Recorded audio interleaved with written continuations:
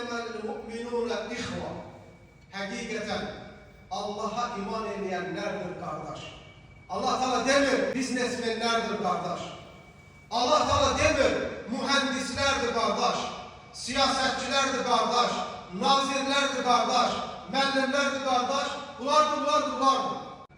Allah dedi ki yalnız müminlerdir kardeş. Bugün sen müminsensen o bir müminin kardeşisin. Vel mu'minûne vel mu'minâtu ba'duhum evliyâ'u ba'd. Mümin kişiler, hemçinin müminat kadınlar birbirlerinin dostlarıdır. Bir müminin dostu bir mümindir. Bir mümine münafıktan dost olmaz. Allah Teala buyurur: "Ve taavanu alel birri ve takva." Ey müminler! İsterseniz meşrikte olun, mağribde olun, harda istiyorsunuz olun, hayır amellerde ve imanınızı artıran sebeplerde birbirinize destek verin.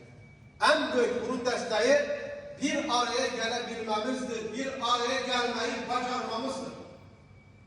Münafıkların, onların arkasıyla giden sahtekarların seflerimizi böle bilmemesidir.